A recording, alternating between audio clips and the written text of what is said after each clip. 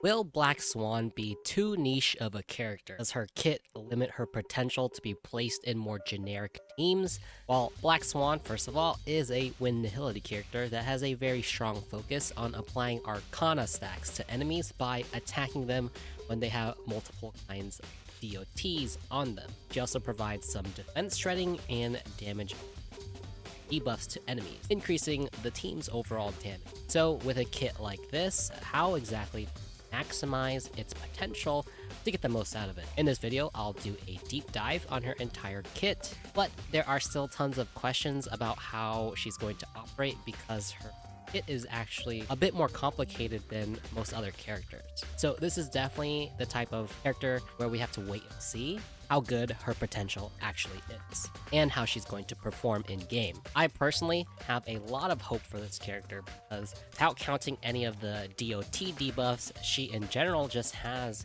20% defense shredding and a 25% damage vulnerability. That's at least already around 45% extra damage. So usually I begin these types of videos by going over their basic attack and then their skill, then their ultimate, and then talent. But with Black Swan's kit, we start with her talent. So what is Black Swan's talent? Her talent, Loom of Fate's Caprice, is basically where her Arcana debuff gets explained. So Arcana is a debuff that causes Wind DoT damage at the start of its turn, like any other DoT debuff, and its damage multiplier is at a base of 240%, and then increases by 12% for each stack of Arcana on the enemy. Because of the fact that this deals Wind DoT damage at the start of the enemy's turn, it could mean that Arcana counts as both itself, Arcana, and as Wind Shear. This allows it to synergize even more with her attacks. The maximum number of stacks for Arcana is 50, and so the question is, can we actually reach that maximum stack count easily? Now, sadly, it does seem like it will be game mode dependent. The MOC, for example, probably won't be able to hit the maximum 50, but in the SU, it certainly seems possible. If you happen to reach the maximum stacks, the damage multiplier shoots all the way up to 870%, and that is a huge damage multiplier. Then, when Arcana deals its damage, then its stacks will get reset down back to 1.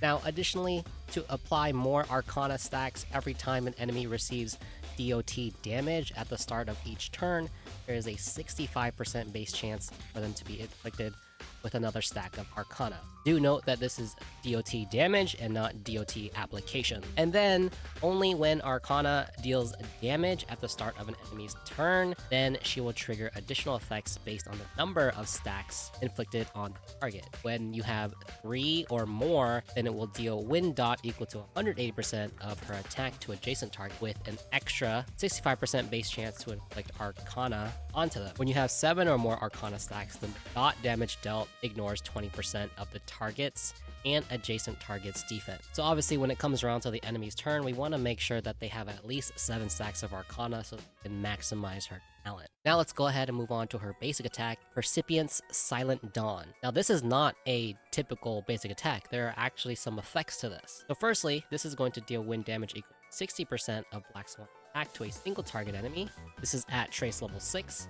And then there is also a 65% base chance of 1 stack of Arcana on the enemy target. Then, if the target currently has either Wind Shear, Bleed, Burn, or Shock, which is all 4 types of DOTs in the game, then each one respectively has a 65% base chance of additionally inflicting 1 more stack of Arcana onto the enemy. Now, there are some questions about how this works because of the wording. It says that each debuff has a chance to apply 1 extra stack of Arcana. What does this mean for each instance? So, for example, enemies can have multiple bleed effects or multiple burn effects or multiple shock effects. Does each of those instances of DOTs have the chance to additionally inflict 1 more stack of Arcana? Or if the limit for this basic attack is only 4 additional stacks of Arcana, if all 4 DOT effects are applied to the enemy? That is a question that we will have to wait and see how that works. Obviously, if it's for multiple instances, then that's going to be the best case scenario because it allows her basic attack to apply so many stacks of Arcana. Next up is her skill, Decadence False Twilight. This is a blast attack that deals wind damage equal to 90% of her attack at trace level 10. It has a 100 base chance to inflict Arcana to all attacked enemies. There's also a 100 base chance to lower the defense of all of those attacked enemies by about 20% for 3 turns. This is a pretty simple skill, but she does have a trace that gives it more properties. Also, having a defense reduction ability on a skill is pretty powerful. So in my opinion, this skill, although looking pretty simple, is pretty good. This also potentially allows her to be skill point positive since the debuff lasts 3 turns. Next up is her ultimate, Bliss of Otherworld's Embrace. This ultimate costs 120 energy and deals wind damage equal to 120% of her attack. This is an AoE attack. It's every enemy on the field.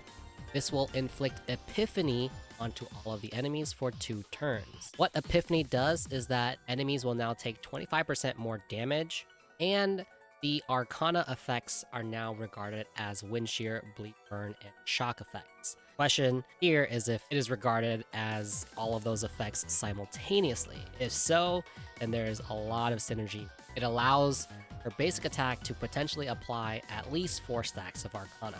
Additionally, when Arcana is triggered to deal its dot damage, the Arcana stacks are not reset. Recall in the talent section that when the Arcana stacks deal their dot damage, they reset down back to 1. So her ultimate allows us to bypass that restriction and potentially get more damage. The stack reservation effect can only be triggered 1 time during the duration of Epiphany, and if you happen to get another ult while Epiphany is still up, then the charges are replenished and not added on. So her ultimate is a really good way to keep those Arcana stacks alive, so that way each time it detonates, it's able to deal maximum damage and you don't have to work again to get all of your stacks back.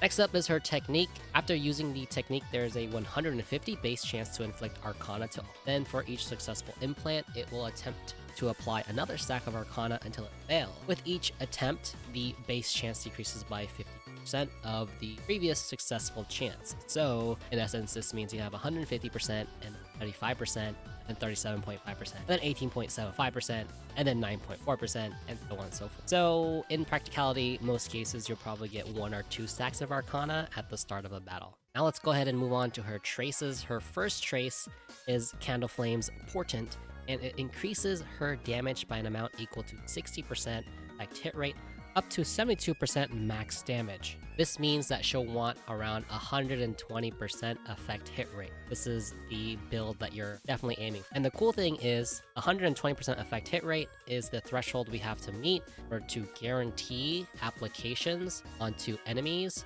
with at least 30% effect resistance. Most enemies in the MOC are at around 30%. The enemies that are higher than that are the ones in the SU, so we don't really need to get more than 120%. You can get more through the buffs or even the debuffs in the SU. Her next trace is Goblet's Dredges. Every time an enemy target receives DoT damage during a single attack by an ally, there is a 65% chance for the target to be 1 stack of Sacrament, stacking up to 3 times. 1 single attack. This means that only characters specifically that deal dot with their attacks will this really apply. So in essence, this means character like Sampo or Kafka are the main contenders for this one. Maybe Gwynifen, I have not looked at her kit and I have not played her enough to recall whether she detonates her own burn debuffs. But if she does, then she will also. But anyway, for example, when Kafka uses her skill to attack an enemy, she directly deals DoT damage for every type of dot already on them. So Kafka specifically has potential to apply all 3 additional stacks of Arcana onto the enemy with her skill. The same goes with Sampo. When he uses his skill, he has a chance to deal additional Wind DoT damage. I believe that it's one of his Eidolons that unlocks this ability. And then her last trace is Viscera's Disquiet.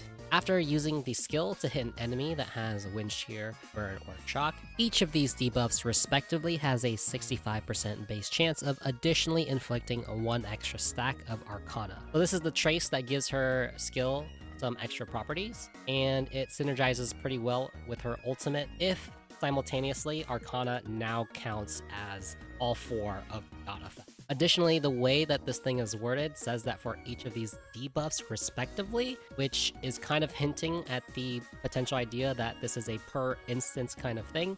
So if you have multiple bleed effects, Wind Shear effects, shock effects, then each of those instances buff has like 1 extra stack of Arcana.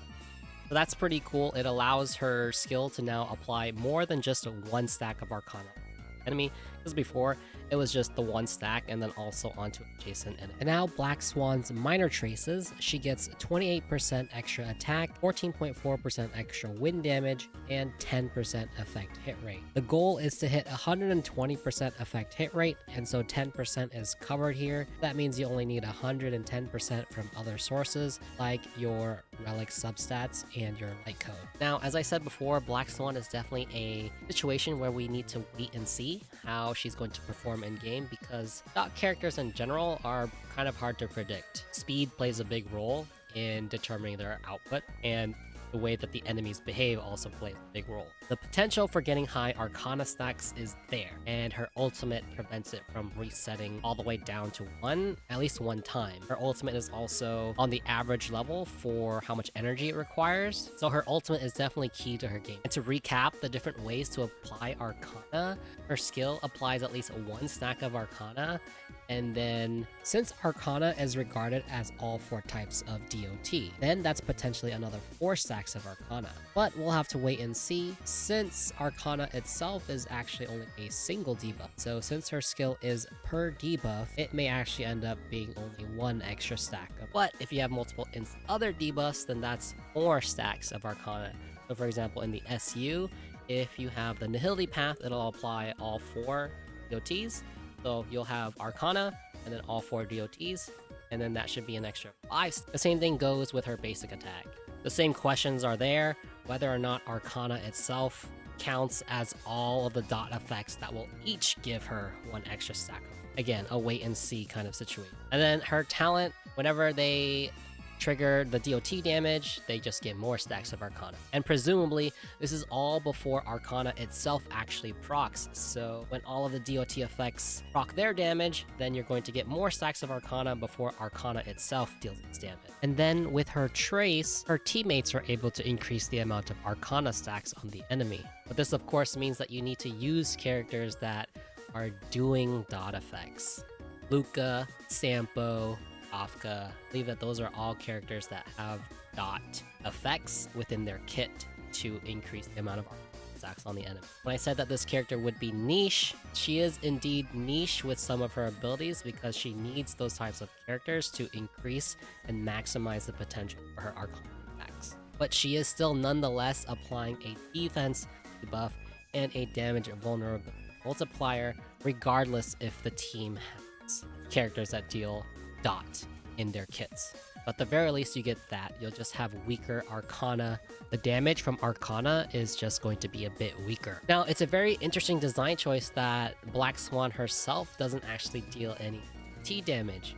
It's only her Arcana debuff itself that deals DoT wind damage. So I thought that was quite an interesting design choice. Now, in terms of builds for Black Swan, the S tier relic set is Prisoner in Deep Confinement, which increases her attack by 12%, and then for every DoT the enemy target has, she will ignore 6% of their defense when dealing damage to them, up dots, so 18% defense ignoring ability. And of course, you'll be applying plenty of dots, so clearly this is going to be the best bet. The Eagle of Twilight Line is a decent one. After the wearer uses their ultimate, then their action gets percent. It also gives you some extra wind damage, so it's a great option, but definitely not up there with Prisoner in Deep Confinement. Although arguments could be made that this might actually allow you to get more skills in to get your ultimate faster. And then lastly is the Musketeer of Wild Wheat. This is the B tier relic set effect, but better than any other option besides the 2 that I just mentioned. Increases your attack and then also your speed and basic attack damage. For your Planar Ornament set and Cosmic Commercial Enterprise, it increases your effect hit rate by 10%.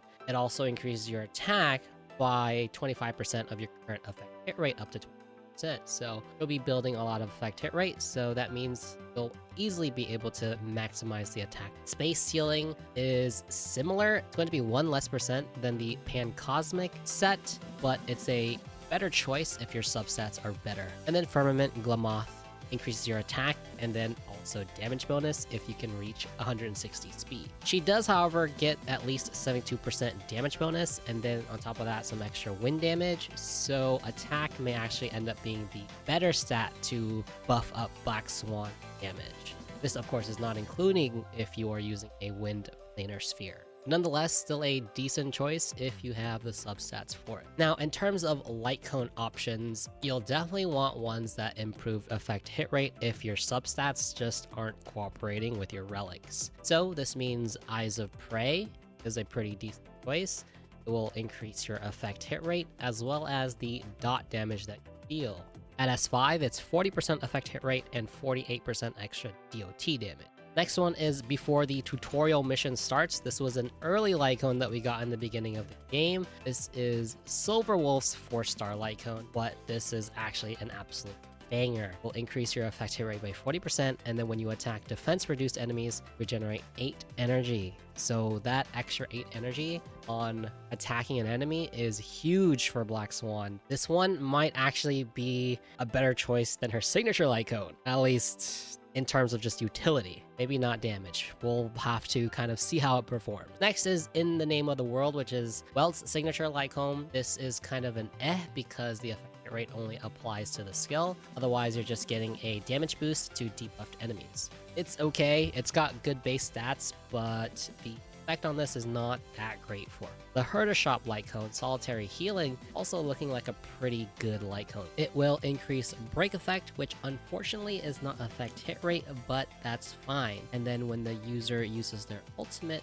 increases their dot damage dealt by 20% for 2 turns. And then when an enemy is defeated who was suffering from a DOT imposed by the wearer, they regen 6 energy at S5. A very solid Lightcone for ult uptime. Break effect is not really part of Black Swan's kit, but you can still break enemies with her moves. So, you know, applying that wind shear onto them still has its merit. And then after using your ultimate, her Arcana Stacks is going to get a pretty big damage boost. It's pretty good. And then the ultimate game changer here is that extra 6 energy for each enemy defeated. So in content where there are waves of enemies, like Pure Fiction, then this Lightcone is going to be pretty good. Or against enemies that just summon a lot of mobs. Then some other Lightcones to consider is the Resolution Shines as Pearls Sweat and Fermata. But again, I'm really thinking that the ones that improve your effect hit rate and the ones that I just mentioned are going to be a lot better. And then of course she has her signature Lightcone, but we will not go into detail about how it works in this video, perhaps another video. So this is probably a good time to consider subscribing to the channel. Now, what about team synergies? I think it's very obvious, but characters that deal DOT damage are going to be her best friends. Kafka, obviously, is going to be her best friend because she gets to increase the amount of sacrament stacks on the enemy with her skill.